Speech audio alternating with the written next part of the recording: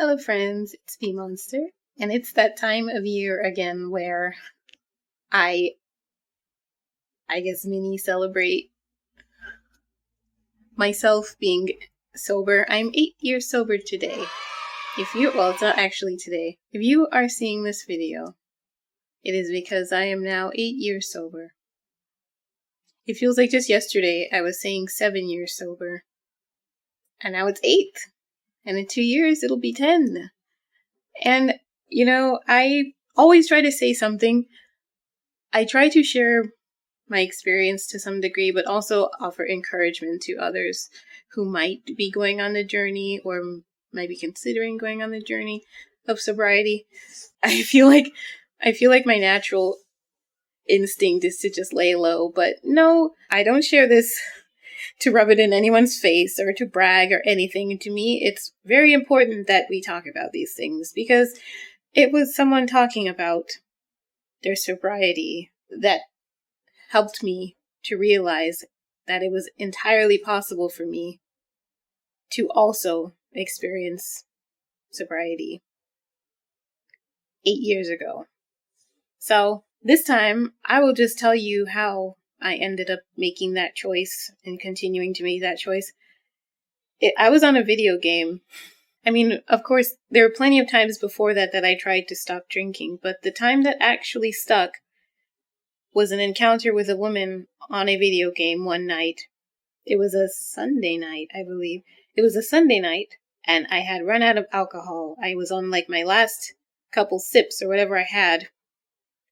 And I ran into this woman on the game called Fiesta Online. It breaks my heart. I don't remember her name in the game, and I don't remember her full name in real life. I believe her name was Shirley? I believe her name was Shirley. I lost touch because Facebook deleted my old account, and, I never was able to get back in touch with her, but hopefully she's aware that she changed her life out here. So we were at Tower of Isle. Right outside Tower of Isle on Fiesta Online. And we just started talking, and it turned out she worked for a rehab center of some sort. And it sounded as though she was at work that night, working. She was on the clock. But I guess it's so calm at those hours, she was able to, log in and play this game. And so we get to talking. So my thing at that time was to drink and have a good time. I would drink and play video games. My reputation on that game in my guild was the guild drunk. Yeah, that's what I was known for. So it's not a shock that it would come up in a conversation in the game, because it was just a known thing that I was probably drinking and I was probably going to pass out in the middle of a dungeon. I remember mentioning, I was running out of alcohol. I didn't want to go to the store at that late in the night, and I was just really considering maybe this is a good opportunity to stop. And she told me she is 9 years sober at that time. Now she would be 17 years sober. At that time, she was 9 years sober, and she said that when she stopped drinking, she just didn't look back at that time. And it's been 9 years since. And I remember thinking, wow, is it really that easy to just decide that this is not something you're going to do anymore? For some reason, hearing her say that, not even hearing, I read the text. Reading the text of her saying that, it just kind of changed my perspective on the whole idea of quitting, to where it's just wow, it is possible. This person did it. I'm having a conversation with living proof that this is possible. And I decided that night that I was going to try and make that my reality. I was so inspired by her, and my desire to quit was so sincere. I said, okay, you know what? I'm going to be as careful about this as possible. I tried many times before to quit. It ended up in situations where I wasn't able to sleep at all and had to drink to sleep again. It was pretty screwed up. There's a lot more details to that, but I will just leave it at that. So I decided, you know what? I'm not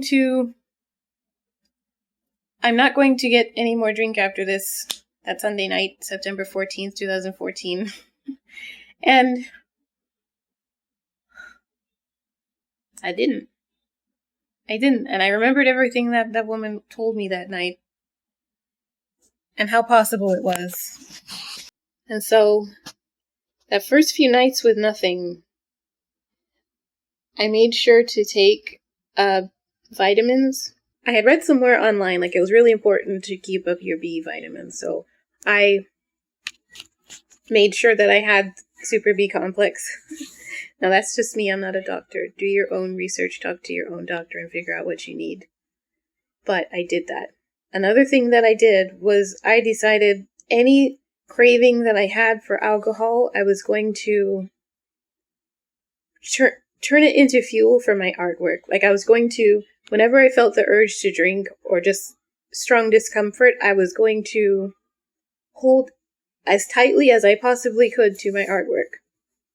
And just draw it out. Just put that energy into what I create, because that's what I really wanted to grow. I didn't want to grow the alcoholic monster that I'd been feeding for almost 10 years. I wanted to redirect that energy into something that would serve me and help others. So, obviously, I was going to turn to my art. Remember those commercials that say, like, what's your anti-drug? You know, it makes sense. What is more important to you than the drugs? What deserves your energy more than taking drugs? My anti-drug, my anti-drink, whatever you want to call it, was drawing. I made the conscious choice that my anti-drink would be drawing. And so that was my crutch. Now, my art has gotten me out of pretty much every difficult situation that I've ever experienced. My art has always been there for me. And so, I can quite confidently say that my art saved my life. Because where I was at that time, I could feel, like when I drank, like there was a period where, like, I would throw up as soon as I drank. And it's not a reflex from, having vodka, sorry.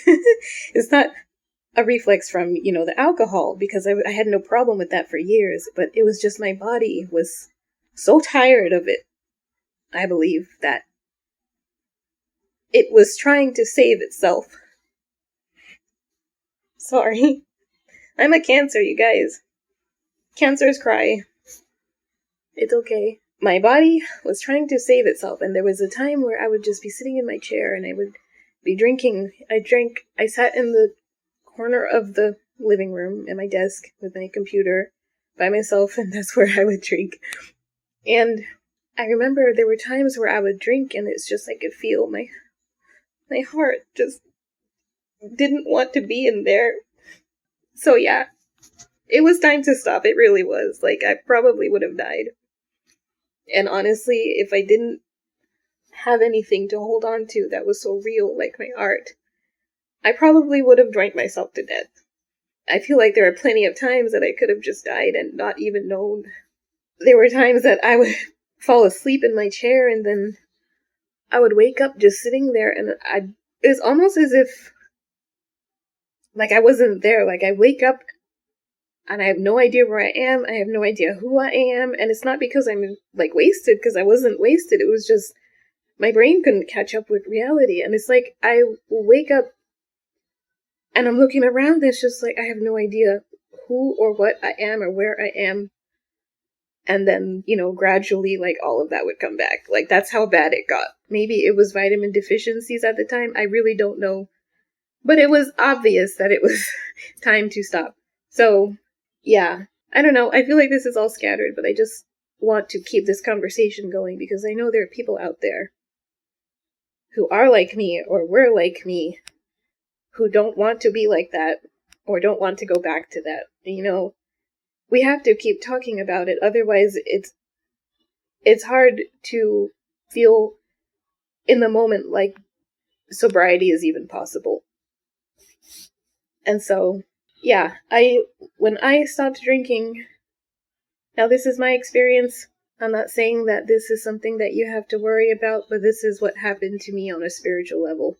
I went through a period of having to face all of the dark energy that I'd let into myself. I had to, face it eye to eye. I'm not saying, visually, but I was tormented by these dark energy that I had been carrying all that time, and I didn't even realize it because I was feeding them. When I was drinking, I was feeding that, and I kept it quiet. But when my experiences trying to quit, even leading up to that night that I actually did quit, I was attacked. I would have experiences sitting, laying in the room, unable to sleep, and the whole room would start cracking. The room would start cracking in the middle of the night. When I was able to actually fall asleep, I would wake up usually around 3 a.m. and I would have those experiences with the room cracking. And then there was one night that I was so scared. I can't even describe the fear that I was feeling, not because of the room, but just the energy that was in me, the most fear that I've ever felt. It was a fear that I cannot explain with words, and it wasn't because the room was cracking, it was just, I woke up and I was just surrounded by dark energy. I had to face all of the negative energy that I'd been harboring for almost a decade, face to face. No gloves. I had to see them for myself, face them for myself, and command them out of myself, by myself, for myself. I remember praying, really hard. There was one point where it got so scary and so terrifying that I had to, I went to God, I went straight to God and I said, why is this happening? Why am I seeing and experiencing all of these terrifying things? And I remember he said, there's nothing happening that I'm not in control of. And I was never quite sure if it meant what God is in control of or what I myself am in control of. But now that time has passed, I came to realize it didn't matter what it meant because it was one and the same. And, going forward from that point, when I would wake up and have those experiences as my mind was healing, I learned that I could stop it, And I remember, when I was finally in the clear, when I was sure, when enough time had passed, that I was sure that I was not going to be looking back or going back to drinking, I remember just this feeling comfort. I felt a comfort. And as I was feeling it, it was as though it was there the whole time that I was drinking. It was something that was there that had never left me through all that darkness, and even through coming out of the darkness and having to fight my way through that cloud of negative energy that was fighting so hard to keep me there. I wasn't alone. And I remember feeling that. And I'm not particularly religious. I was probably more religious when I was an alcoholic. But there was something there, and it still is. If you're someone who is going through that and wants a better situation for yourself, it's there, just take it. We're so much stronger than we think, and the smarter thing to do is to go in prepared. Go in prepared. It's important to not just mentally prepare, but have a plan. What are you going to do with the energy that, suddenly has nowhere to go because you are no longer drinking? What are you going to do with it? Not just dark energy, but also your own light energy. What are you going to do with it? My strategy was to put all of my own personal energy into drawing, perhaps as a bit of a distraction. But it was an outlet. It took me out of this world. It allowed me to, build something that meant something to me, that would mean something later on for my child at the time. I only had one at the time. But that was it. Find something like that. If there's something that you like to do, even if you don't feel like you're that good at it, just let that be what you feed, because whatever you feed will grow. If you're feeding yourself with alcohol, that's what you're growing. But if you turn your energy towards something else, like a craft, or create something, or take up singing lessons, or, learn something new, learn a language. If you decide to replace drinking with that, you're only going to grow it. So choose wisely. Choose something that's going to matter to you and, will benefit you as it grows. Another thing I did, which I already mentioned, I made sure that I had vitamins. I made sure to take the B complex vitamins at that time. Like I said, I'm not a doctor. Talk to your own doctor and figure out whatever it is that you need to make sure you, your body can function now that you have full attention to pay it to your body, since you're not going to be clouded by alcohol. Make sure that you're filling in those gaps that opened up when you were drinking like crazy. Okay? And another thing that I did, I drank tea. Like the warmth of the tea. Well, first of all, there's a whole world of tea to explore. If you enjoy tea, like that could be a whole nother world to explore that takes you out of the world of toxic drinking habits. Tea. That you're drinking something, it's warm. I noticed that when I would drink the tea, the warm sensation was very similar to the warm sensation you get while you're drinking, and that feeling for me was amazing. And it was nice to have something that still kind of gave me that sense of calm and just hi baby, just sudden relaxation. Okay, play it. Another thing that I did, which also consult your doctor, I took cayenne pepper tablets, like at bedtime, because it would also give like that heat feeling internally. And that, there are benefits to taking cayenne pepper anyway, and I like it a lot. I don't like spicy food, but I quite like cayenne, and I respect it as like a healing herb. But I found that when I would take, a cayenne pepper before bed, like it would warm up my chest, warm up my tummy, and it was kind of almost similar to the sensation of drinking, and that helped. It sounds silly, but that really helped. So I would drink tea and cayenne. You got to be careful with the cayenne, because if you fill your stomach with liquid and then take the cayenne, it doesn't feel good. So I would just maybe take it with some water and go to bed. But yeah, that really helped me. Another thing that helped me, I came to realize during the process of dealing with temptation, is that when you don't give in to the temptation, and I say this just about every year because it was amazing to me to realize this, it changed everything. When you don't give in to the temptation, it literally goes away. Like, it doesn't just keep building and building and building. It goes away.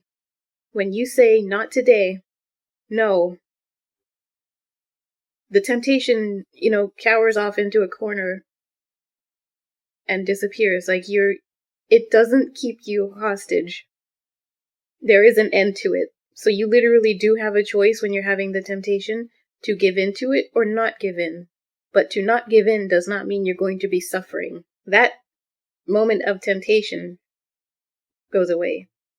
Like you're likely to feel tempted again later on, but every time that you made the choice to say no, just know, like, it's not going to be you suffering. In fact, you're going to be so proud of yourself every time that you were able to make that decision to say no. Like, it's very rewarding. It's very rewarding when you're sure that sobriety is something that you want. So, I think that's all that I wanted to say this year. A little more than usual, but, I just want to keep the dialogue going. I want to share this intimate part of myself with you because it matters to me. One last thing that is super important to remember, and not just in quitting, a bad habit, but just in general, when we make a choice in our lives to do something different,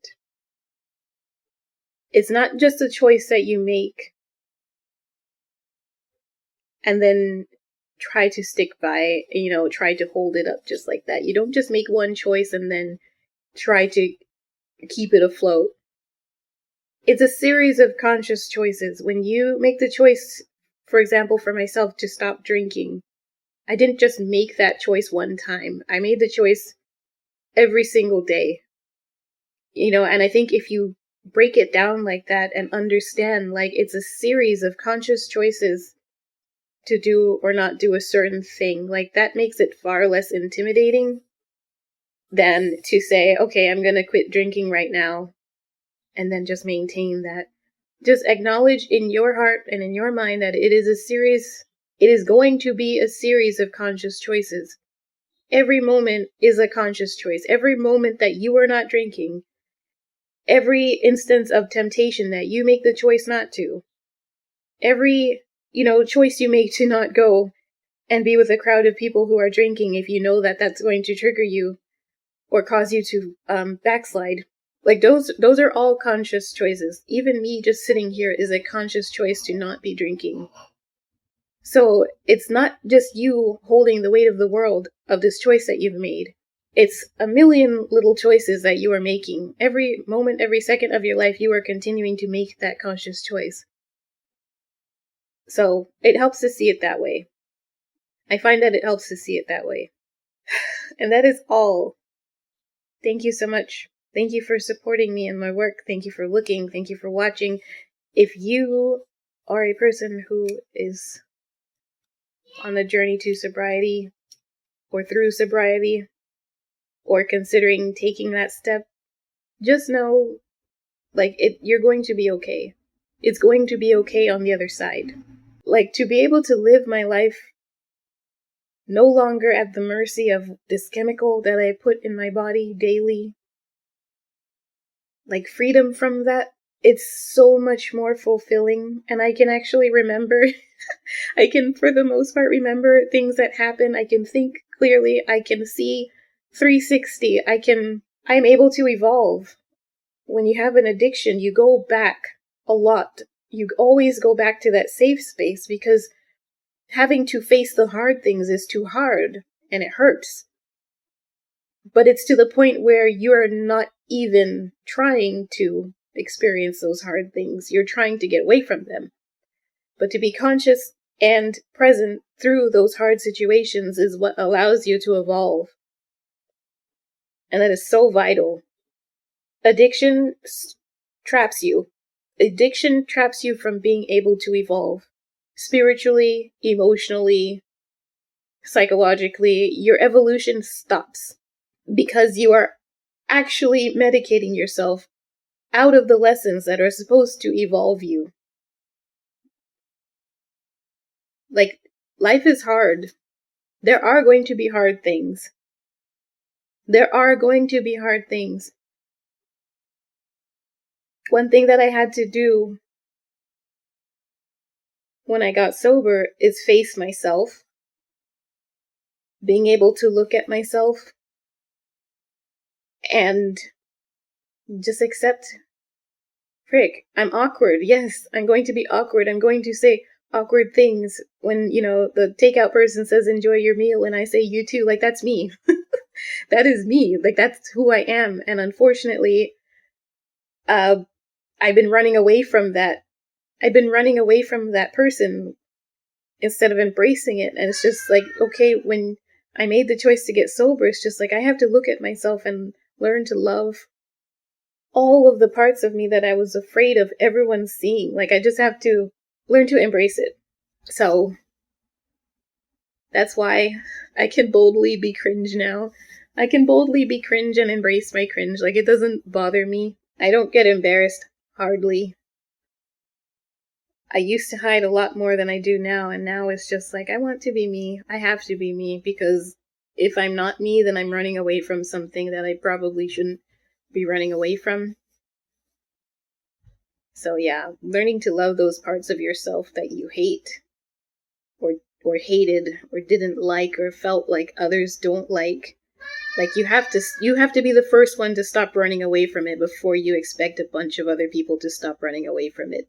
When you can confidently be you, you're not hurting anybody, you know, you're just a little goofy, you don't say the right things, you struggle to socialize, you know, it's not necessarily a bad thing. And life is better when you're not so stressed about what other people think or perceive, or how you're not doing things right. As long as you're not hurting anyone and you're allowing yourself to evolve on a healthy level, you're not stunting your own emotional and psychological growth with chemicals, like, you're good. You'll be okay. We're here to learn. It's a learning journey. I may never learn to not say awkward things, but that's okay. I'll just make extra sure to say things that I find to be meaningful as well, in between all the cringe things. Anyway, I have a baby schooling, and I have to go deliver lunch to my daughter here. But thank you so much for watching. If you are on this journey, message me, talk to me. You know, my DM is a shameful. My DMs just, they get so full here. It gets very confusing, and it's very hard for me to focus. But, you know, reach out if you need support or just want to tell your story. You know, that's fine. But just know you're not alone. You don't have to be alone when you're making this choice for yourself. Find support anytime you need support. Don't be afraid to reach out, because there's always support out there. And that is all. I gotta go. Bye.